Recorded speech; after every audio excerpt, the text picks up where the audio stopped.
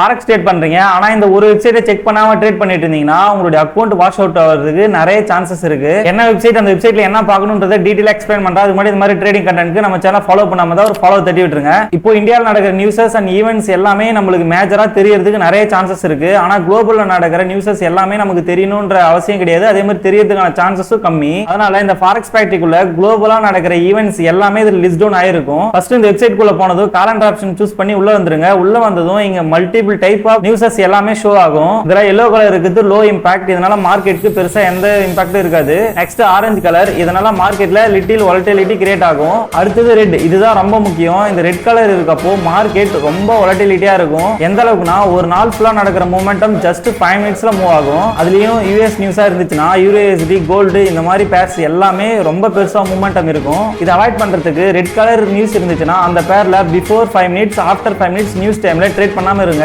ஏன்னா ஒரு நாள் இல்லனால ஒரு நாள் நீங்க என்ட்ரி எடுத்ததுக்கு ஆப்போசிட்டா மார்க்கெட் போச்சு அப்படின்னா உங்களுடைய அக்கௌண்ட் வாஷ் அவுட் ஆகிறதுக்கு நிறைய சான்சஸ் இருக்கு. ஆனா ஸ்டாப் லாஸ் போட்டு பண்ணி ப்ரோ அப்புறம் எப்படின்னு கேட்டீங்கன்னா அந்த ஸ்டாப் லாஸை தாண்டி போயிட்டு ட்ரிகர் ஆகிறதுக்கும் நிறைய சான்சஸ் இருக்கும். அதனால நெக்ஸ்ட் டைம் ஃபாரெக்ஸ்ல ட்ரேட் பண்றப்ப இது மேலேயும் ஒரு கண்ணு வச்சுக்கோங்க. அந்த வீடியோக்கு ஒரு லைக் பண்ணிடுங்க. இது எதுவுமே தெரியாம ஃபாரெக்ஸ்ல ட்ரேட் பண்ணிட்டு இருக்க அந்த ஃப்ரெண்டுக்கு இந்த வீடியோ ஷேர் பண்ணுங்க. நியூ ட்ரேடிங் கிளாரிட்டியோட கான்ஃபிடன்ஸா லைவ் ட்ரேடிங் போரோட பண்ணணும்னு நினைச்சீங்கன்னா டிஎம் பண்ணி ஸ்டார்ட் பண்ணுங்க.